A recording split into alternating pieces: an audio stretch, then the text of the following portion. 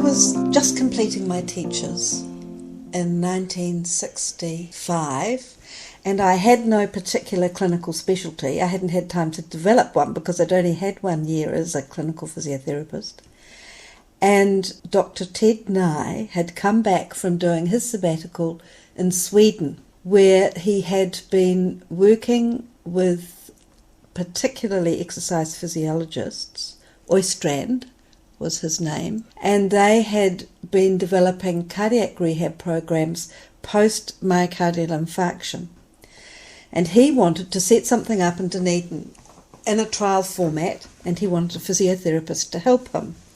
And in slight desperation, Billy had been trying to find something for me to focus on, so she asked me if I'd be interested in working with him. So we got together, and he was a cardiologist, so he had access to a group of patients, remembering that at this time there was no cardiac surgery, there was very little internal investigative procedure for myocardial infarctions, so that what you knew about any one patient was based only on X-ray information and ECG results. There was no other technology to give you any indication of the status of the patient's heart. We developed a program taking from one or two things that came out of Scandinavia.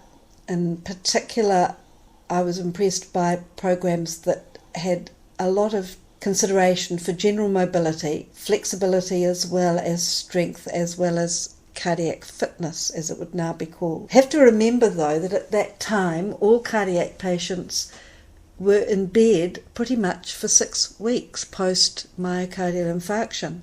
So the thought of exposing some of them to actual exercise within weeks of their infarction was quite scary, if not for them, certainly for their families, in particular for some wives who were quite terrified that their patients would drop dead in front of them if they raised an arm. We set up the program in the downstairs gym of the physio department in the Hanover Street building, and we did it late in the afternoons or in the early evenings. In the first instance it was late afternoon, and they would come along for a group exercise class in which their pulse rates were monitored before and after.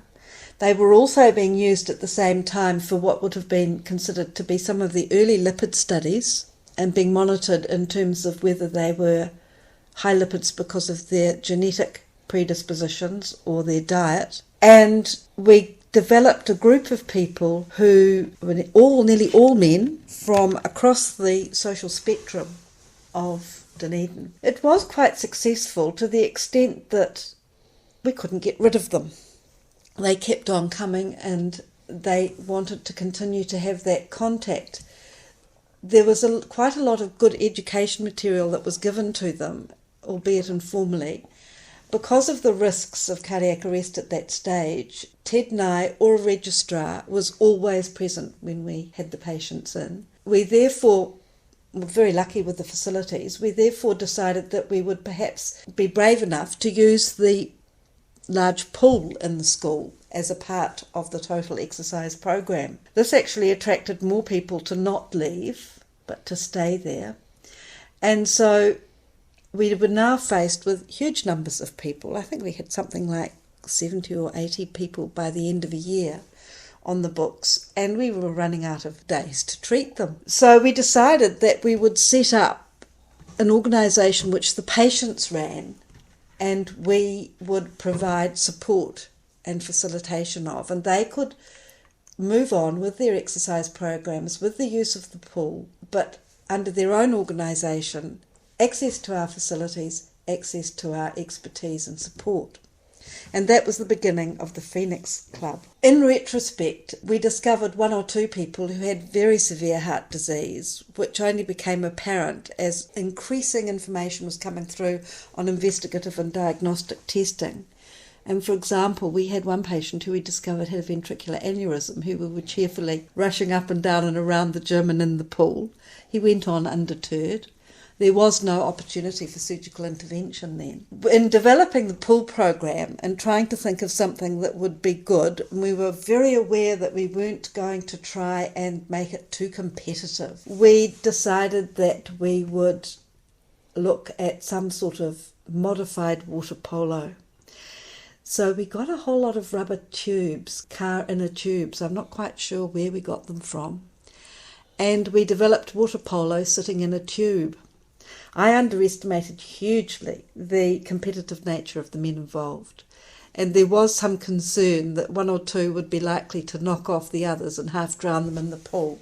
But we persisted and they enjoyed it, and it was good fun. There were groups that were very anxious, and I do remember one night after we'd pretty much packed up and they were on their way home, I think I was still in the school, when I had a call from one of the people on his way home. He'd stopped at a telephone box, in the days of telephone boxes, somewhere in St Kilda, to ring and say that he was quite sure that his heart wasn't working. And I can remember trying to think of the best way to describe to him or to say to him, look, if you're talking to me, it must be okay.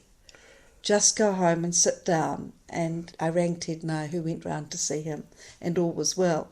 So anxiety was a big feature of a lot of the people we had. And anxiety based really on the fact that they really didn't know a great deal about what was going on. We attracted quite a lot of publicity. We had huge support from the Department of Cardiology in the School of Medicine. And at the same time, the National Heart Foundation was in its fledgling days. Professor John Hunter was the head of that department and very involved in this beginning National Heart Foundation. We were constantly being made aware of the risks and the high death rate, particularly in the 45 to 54 age group in New Zealand. We were running around about, I think then, third below the States and Scotland and England, if I remember correctly. And it was something that was of significance in terms of the country's health status at the time. As a consequence, research into what was going on and keeping good information about what we were doing was seen as paramount, especially given that the people that I was working with were themselves researchers by definition. Two things occurred. One, Ted and I looked at developing information about the group that we had and reviewing what their background in terms of activity had been. And as a consequence of that, I wrote a paper which in 1972 the New Zealand Society of Physiotherapists funded me to present at the World Rehab Conference in Sydney. It was about the program, it was about the background to those people, and it was about the results that we were getting in terms of their return to work and their much more normal lifestyle than had been the case probably 5 years before. The second thing that occurred was that the National Heart Foundation, with John Hunter very much a feature in it, decided that they would fund the National Film Unit to make a film about our program. And this we did. The National Film Unit came down and they spent about 3 or 4 days filming in the gym and the pool in the Hanover Street Physiotherapy section, and that was premiered in one of the theatres in George Street. And we had a premiere with the mayor and the heads of the university, the school, and we had all sorts of dignitaries, and we all sat and watched ourselves making fools of ourselves in this film. And then it was popped on television. So one day I went into the butcher's and found I was famous for all of 2 minutes because I'd been seen on television the night before. After a couple of years of the program, which incidentally I shared one or two of sort of the momentous occasions in New Zealand history with that group of men, because I can remember, it's one of those things that you remember, you know, forever. I know where I was when this happened. It was a class in the late afternoon, and we had a policeman who was a patient. I don't remember who he was, but he came in, and it must have been the Wahine when that occurred around Easter one year, wasn't it? He came in and said the Wahine's stuck in Wellington Harbour, and he'd come in from the police station. And the drama unfolded while we were doing exercises on the gym, and he heard from his colleagues that he was required. So that was one of the little things, the range of people that came in. The other people included, one particularly was Charlie Butterfield. He was a businessman in Dunedin of some account. There were other people well known for the particular roles that they had in the community. I became pregnant in 1969 with my first child, continued to do the cardiac rehab class until I left at the end of that year, and my son was born in February 1970. The class had taken a break anyhow, or the Phoenix Club had taken a break over Christmas. When I had my baby and was in hospital for much longer than is now the case, they put a separate room aside because there were so many flowers from the members of the Phoenix Club for this baby. Once he was only a few months old, remembering that you did not work with babies in 1970, Ted and I asked if I could go back just for 10 hours a week, and the Phoenix Club,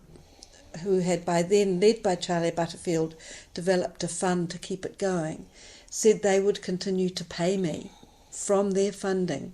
They got together and said they would continue to pay me if I would continue to attend outpatient sessions with Ted in reviewing and doing bicycle ergometry as a test of fitness as part of entrance into our program, but also as a part of the lipid studies. And they purchased the ergometer, the bicycle ergometer, which came over from Scandinavia, and they funded me to do these 10 hours a week. As a very small baby, Nicholas came into the program, to the clinics and to the classes, and I did that until my husband was transferred to Christchurch and it was taken over by Barbara Hetherington.